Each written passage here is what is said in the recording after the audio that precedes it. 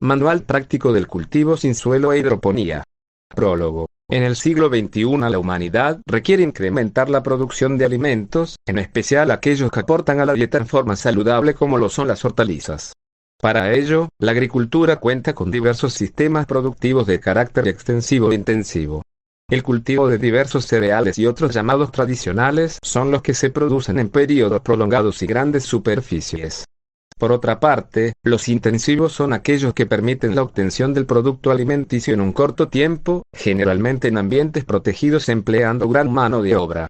No obstante, es posible, a través del uso de diversas técnicas de cultivo sin suelo, lograr que aquellas hortalizas frescas sean cultivadas en mayor producción por unidad de superficie y de tiempo en relación al suelo.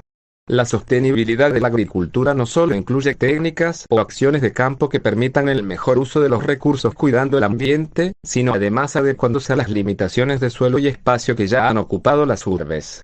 Por lo anterior, es posible emplear este tipo de sistemas de cultivo sin suelo, combinando un manejo biológico de plagas y enfermedades del cultivo, el uso de sustratos renovables y en especial, evitando el desperdicio de nutrientes a los acuíferos.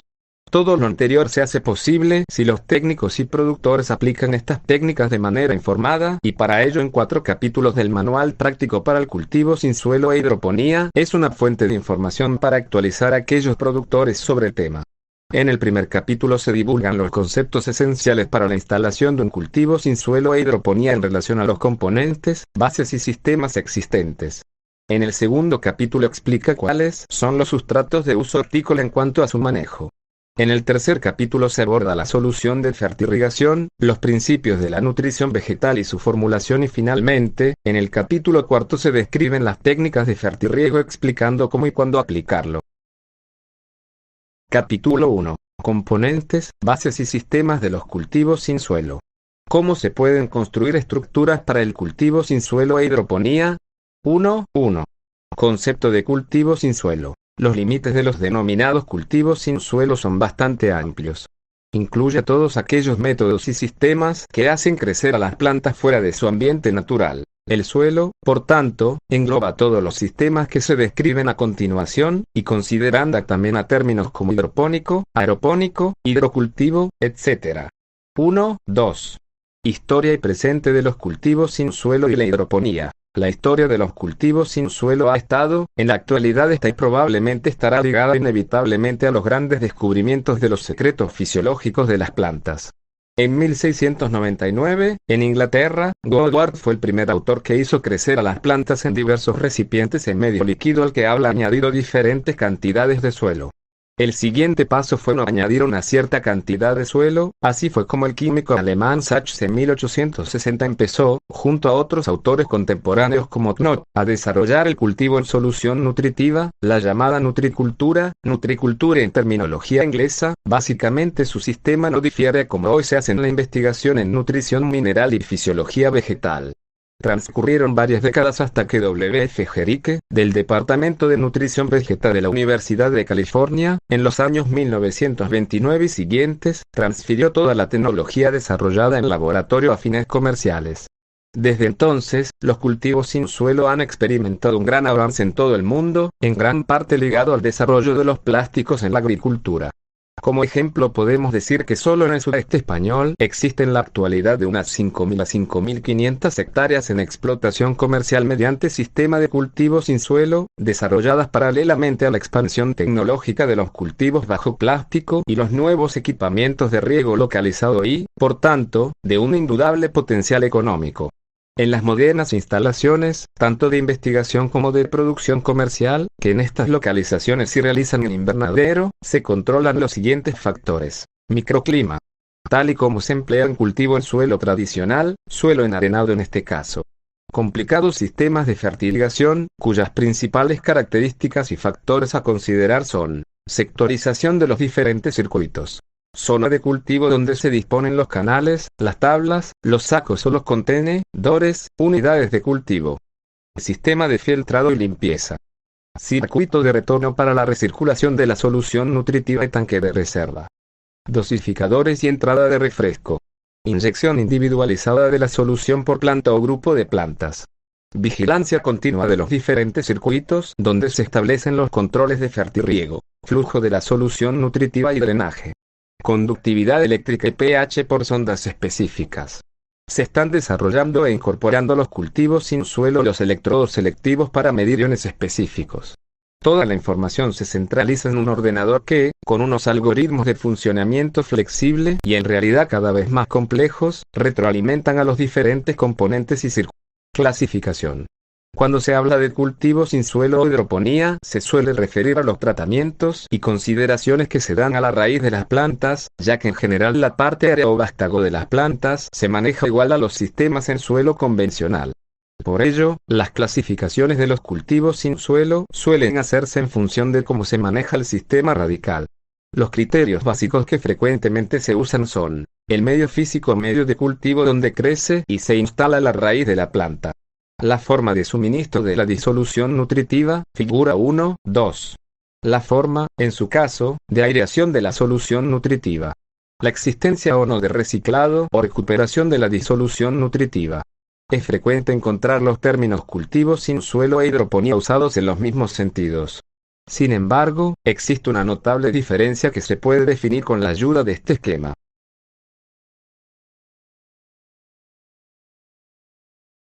Esta clasificación es la más general y adecuada, ya que no solo implica la parte física en la que se realiza el cultivo, sino que también va implícito el manejo cultural más adecuado a realizar, como se describe seguidamente. En el mercado, tanto en la hidroponía de aficionados como en la producción comercial, existe gran variedad de sistemas, pero todos ellos se ven reflejados en uno o varios de los sistemas que a continuación se describen, tanto en la parte de infraestructura básica como en los fundamentos que requiere su manejo. Es decir, gran parte de la infraestructura, bases y fundamentos de los cultivos sin suelo e hidroponía ya se establecieron en la década de los 50, destacando como incorporación más reciente el control y seguimiento de las instalaciones gracias a las modernas tecnologías de la información y automatizaciones de los procedimientos de su manejo. 1. 4. Bases y descripción de los principales sistemas. Desde estos primeros años de los cultivos sin suelo e hidroponía, se establecieron métodos y técnicas de cultivo cuyos fundamentos siguen encontrándose en todos los sistemas que se siguen diseñando en la actualidad. De ahí, la importancia de entenderlos, adoptarlos y adaptarlos a nuestras especiales condiciones de cultivo. A continuación, vamos a realizar la descripción de los principales sistemas. En ellos veremos descritos los principales aspectos que rigen cualquier sistema hidropónico de cultivo sin suelo. La importancia de la mecanización, la automatización y el control de los sistemas es vital. Las modernas tecnologías nos permiten un control físico tanto directo como incluso telemático. Sin embargo, debemos diferenciar entre el cumplimiento de un objetivo necesario para un buen cultivo y la metodología que empleamos. Se puede automatizar el fertirriego con una instalación convenientemente diseñada, pero también se puede hacer esto mismo manualmente y se conseguirían los mismos efectos sobre el cultivo. Si queremos tener éxito en el cultivo hidropónico o sin suelo, debemos saber cuáles son los fundamentos a considerar. Por tanto, en sentido figurado, debemos pensar cómo lo hacen las plantas, o al menos cómo se manejan con las claves de su funcionamiento, es decir, se debe identificar los fundamentos, las leyes y los criterios por los que se rigen. 1. 4. 1. Cultivos en agua. Cultivos en agua es todo aquel sistema de cultivo que no utiliza ningún anclaje sólido para instalar y sustentar el aparato radical, y por tanto se desarrollan totalmente en la propia solución nutritiva. El nombre de cultivo en agua puede inducir error o ser equívoco, debido a que si queremos hacer un cultivo correcto, siempre las raíces deben crecer con una solución nutritiva adecuada al tipo de cultivo y a las circunstancias medioambientales. De todos los sistemas de cultivo sin suelo, es el que más se ajusta al término hidropónico, al menos por su propia etimología. Los inicios. El sistema Jerique. La figura 1.3 muestra un esquema de los primeros cultivos comerciales desarrollados por Jerique, 1929, 1937 y 1938. Básicamente, estos cultivos consisten en unos canales realizados inicialmente con cartón recubierto y posteriormente construidos con hormigón. La cara interior donde se dispone la solución nutritiva siempre debe ir recubierta con una capa bituminosa. Esta es muy importante porque aísla la solución nutritiva ácida de las paredes del contenedor. Sus dimensiones corresponden a 0,8 m de ancho por 20 centímetros de alto y 20 m de largo. En la parte superior se encaja una bandeja de malla metálica, que también debe ir recubierta con una capa de pintura asfáltica para evitar las fitotoxicidades de los metales. El tipo de materiales con los que se rellena la bandeja superior dependerá del manejo de las plantas que se haga. Si se hace siembra de semillas directamente, el sustrato que se utiliza es más fino, pudiendo ser más grueso en el caso de trasplantar plántulas que ya presentan raíces desarrolladas. También se podría usar dos capas, una fina superior y otra inferior con un tamaño de partícula más gruesa. La capa de sustrato fino puede ser de arena de distinta granulometría, mientras que la inferior suele ser de materiales más gruesos. Para la primera capa con materiales finos se puede usar arena de distinta granulometría. Los materiales más gruesos de la capa inferior eran mezcla de diversos sustratos orgánicos como paja, recortes de madera, serrín grueso, musgo de espárrago, turba, etc. A estos materiales usados como sustrato hoy los conoceríamos como materiales alternativos sostenibles. Este sistema fue probado en diferentes regiones con fines comerciales y en general considerado insatisfactorio o limitado.